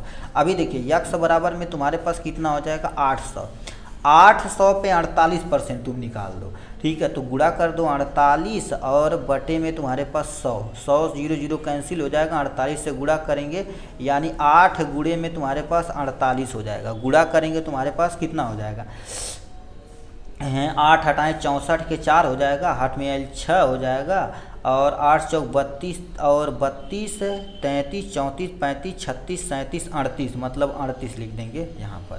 386 8 हटाएँ 64, यहाँ 4 लिखा है मत 64 का 6 करी ले लेगा तो ये हो जाएगा, करेक्ट ऑप्शन हो जाएगा। ठीक, इन सब इसका थम के एचसीएफ तुमको निकालना पड़ेगा, तो इसकी कहानियाँ थोड़ा सा सुन लीजिए यहाँ पर। एचसीएफ तो यानी आपके सामने इसका 81 को हम क्या लिख सकते हैं बताओ, 81 को यदि तोड़ा जाए तो 3 तिरिका 9, 9 तिरिक 27, 27 तिरिक 81, इसको तो तोड़ ही सकते हैं, चलो कोनो टेंशन नहीं, तोड़ दिए। अब 91 को बताओ क्या तोड़ सकते हैं, 91 को कैसे तोड़ा जाता है, 7 हो जाएगा गुणे में 13, 13 7 91, अब इससे ज़्यादा तोड़ नहीं सकते हैं। गुणे में 1 जरूर कर देना क्योंकि एक सब में कॉमन होता है, उसके बाद तुम्हारे पास क्या दिया है जी, 101 दिया गया। 101 बताओ किसी टूटेगा, नहीं, एक गुणे हमें 101 लिख देते हैं, एक सब में आता है, ठीक है। उसके बाद आपके सामने 111 दिया गया है, 3 गुणे में हम क्या कर देते हैं, 37 कर देते हैं, बराबर में 1 गुणे में 37 कर देते हैं, 1 गुणे 3 गुणे 37 हो जाएगा। तो 3 यहाँ पर बट यहाँ पर नहीं है, यहाँ पर नहीं, यहाँ पर तो कुछ मिलवा नहीं करता, 1 सब में मिलेगा। तो इन सब का एचसीएफ तुम्हारे पास देखा जाए तो 1 हो जाएगा, ऑप्शन में दिया है तो सी पे टिक मार देना यहाँ से। नेक्स्ट में क्वेश्चन क्या दे दिया गया, इनकी कहानियाँ सुनते हैं। जहाँ प्लस है तहाँ माइनस रखना है, जहाँ माइनस है तहाँ गुणा रखना है, जहाँ गुणा है तहाँ भाग रखना है, जहाँ भाग है तहाँ प्लस रखना है। अब ये संख्या आपके सामने दिया गया, क्या क्या दे दिया गया है, 5 प्लस में 6 दिया गया। ये यहाँ से क्वेश्चन देखिए शुरू होता है, 5 प्लस में 6 दे रखा है, माइनस में कितना दे रखा 75 और गुणे में कितना हो जाएगा आपके सामने 15 हो जाएगा और भागा में आपके सामने 30 हो जाएगा। चलते हैं, चिन्ह लगाते हैं। जहाँ प्लस है, देखिए जहाँ प्लस है तहाँ माइनस, तो 5 माइनस में 6 कर देते हैं, ठीक। माइनस है तो वहाँ गुणा कर देते हैं, यहाँ पर गुणा आपके सामने कितना हो जाएगा 75। जहाँ गुणा है यानी जहाँ गुणा है तहाँ भाग कर देते हैं, ठीक है, जहाँ गुणा है तहाँ भाग कर देते हैं, जहाँ पर भाग है वहाँ प्लस कर देते हैं, आपके सामने प्लस हो जाएगा, ये हो जाएगा। अब गुणा पहले बोर्ड मास के अकॉर्डिंग पहले हम क्या कर देते हैं, भाग देते हैं। तो 5 माइनस 6, 15 दूना 30, 3 45, चौको 60, 5 75, यहाँ पर क्या होगा 5 बार इससे 1 कट जाएगा, ठीक है। अब यहाँ से प्लस में 3, अब देखिए बोर्ड मास हो जाएगा, ठीक है, ये आपके सामने बोर्ड मास, तो यहाँ पर डिवीजन हो गया, मल्टीपल करते हैं, 5 माइनस में 6 5 30 हो जाएगा, ठीक है, 6 5 30 प्लस में 30। अब एडिशन करेंगे तो इसको क्या करेंगे, जोड़ेंगे, 30 और प्लस में 5 करेंगे, ठीक है, 30 और प्लस में 5 करेंगे तुम्हारे पास माइनस में 30, तो ये 35 हो जाएगा, माइनस में तुम्हारे पास 30, यहाँ पर 5 आंसर आ जाएगा। 5 कहीं दिया है, 5 भी प्लस के साथ 5, तो ए वाला ऑप्शन करेक्ट हो जाएगा यहाँ से। तो इस टाइप से ये क्वेश्चन दिया गया। वह संख्या, ठीक है, क्या है जिसमें से घटाने पर उत्तर प्राप्त होगा, घटाना है तुम्हारे पास, हम मान लेते हैं वो संख्या x मान लेते हैं, उठा काम इधर उधर कर देंगे, ठीक है, तो कितना हो जाएगा, ठीक है, घटाना जरा करिए कितना हो जाएगा आपके सामने, 3/4 हो जाएगा, माइनस में 2/5 हो जाएगा। इन सब का एलसीएम 5 दूनी 10, 20 तो मान ही सकते हैं एलसीएम। उसके बाद एलसीएम यदि मानती हैं तो 3 5, ठीक है, 3 और गुणे में तो कितना हो जाएगा 4 5 लिख देते हैं, माइनस में 2 और गुणे में 5 दूनी हो जाएगा आपके सामने, यहाँ से 3, ये 15 हो जाएगा, माइनस में कितना हो जाएगा आपके सामने 4, 5 दूनी 10, 5 चौका है जी, ठीक है, 4 दूनी 8 हो जाएगा, बटे में आपके सामने 20 हो जाएगा, तो 15 में से 8 जाएगा तो कितना बचेगा 7, 7 बटे में आपके सामने कितना हो जाएगा 20, 7/20 दिया है, तो ये इस पर टिक मार देना यहाँ से, ठीक। एक कोड दिया गया आपके सामने यहाँ पर, ठीक है, एक कोड दिया गया है यहाँ से, देखिए, ठीक है, यहाँ से ध्यान से सुनिए, हिस्ट्री के लिए यहाँ प्रयोग किया गया, हिस्टोरी, ठीक है, हिस्ट्री हो जाएगा। हिस्ट्री के लिए तुम्हारे पास 1 2 3 4 5 6 7, 1 2 3 4 5 6 7, यानी h की जगह हम 7 लिख देते हैं, इसकी जगह 3 लिख देते हैं, इसकी जगह 2 लिख देते हैं, इसकी जगह 6 लिख देते हैं, इसकी जगह 8 लिख देते हैं, यहाँ पर 4 लिख देते हैं, 5 लिख देते हैं। चलो अब सिविक्स को डिकोड किया गया है यहाँ पर, ये आपके सामने क्या हो जाएगा सिविक्स हो जाएगा। C20 को तुम्हारे पास 2 4 6, 2 4 6, C को 1 हो गया, 3 हो गया, 5 हो गया, 3 हो गया, 1 हो गया, 2 हो गया। फिर विजिटर को तुमको बताना पड़ेगा, ये टी है जी, विजिटर को तुमको रिप्रेजेंट करना पड़ेगा। अब ध्यान से सुनिए, वी को कितने रिप्रेजेंट किया गया है, यहाँ पर तो ये वी नहीं है, यहाँ पर वी को 5 से रिप्रेजेंट किया गया, 5 से। आई को किससे रिप्रेजेंट किया गया, यहाँ पर 3 से, यहाँ पर 3 से, यहाँ पर 3, तो आई की जगह हम क्या लिख सकते हैं 3। यस से किससे रिप्रेजेंट किया गया, 2, यहाँ पर भी 2, तो 2 हम लिख सकते हैं। आई को कितने से, 3 से। टी तुम्हारे पास 6 यहाँ पर है, 6 से रिप्रेजेंट किया गया। ओ से किससे रिप्रेजेंट किया गया, 8 को रिप्रेजेंट किया गया। आर तुम्हारे पास किससे, 4 से रिप्रेजेंट किया गया। ये नंबर ढूंढिए कहीं पर है कि नहीं। 5 3 2 3 6 4 8, यही वाला ऑप्शन सही हो जाए। इसको रीजनिंग टाइप में बोलते हैं और ये रीजनिंग वाला क्वेश्चन आएगा, ठीक है। ये हो जाएगा आपके सामने यहाँ से। 98 नंबर क्या दे रखा है, यदि किसी संख्या का 1/3 उस संख्या का कितना कर दिए, 6 अधिक है। मतलब तुम्हारे पास क्या कर दिया, उस संख्या को यक्स मान लेते हैं, 1/3 मतलब 1/3 हो जाएगा। अब 6 अधिक है तो यानी यक्स प्लस में क्या कर देते हैं, 6 कर देते हैं, ठीक है। यक्स इधर लेकर आते हैं, यक्स बटे में 3 माइनस में यक्स बराबर में 6 हो जाएगा, बटे में 1 कर देते हैं।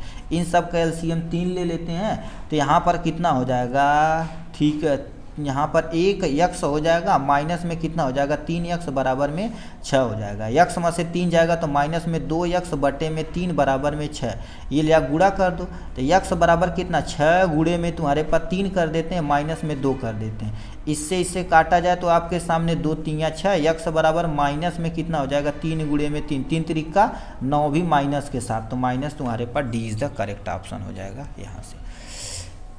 लेंस के प्रकाशीय केंद्र से निर्गत किरण परावर्तित होती है, अविचलित होती है, विचलित यानी विचलित होगी या मुड़ जाएगी। मतलब ये मान लेते हैं आपके सामने कोई लेंस है, चाहे अवतल उत्तल कुछ भी लेंस है, मान लेते हैं आपके सामने उत्तल है, ये मान लेते हैं आपके सामने अवतल है, ठीक है। प्रकाशीय केंद्र क्या होती है, जो बीच वाला पॉइंट होता है, इसका बीच पॉइंट। जब कोई प्रकाश की किरण सीधी जाती है तो यहाँ पर सीधी चल जाएगी, ये थोड़ा सा टेढ़ा भी नहीं होती, अविचलित होगी, तो यानी B is the correct option हो जाएगा यहाँ से। इस तरह से देखा जाए तो आपके सामने ये रहा रीजनिंग का जितना क्वेश्चन था। फार्मा प्लस नॉन फार्मा हमने सबको अच्छे तरीके से कवर अप कर लिया, ठीक। तो चलिए आज के लिए बस इतना ही, फिर मिलेंगे नेक्स्ट वीडियो में नेक्स्ट टॉपिक के साथ। तब तक के लिए bye bye and take care.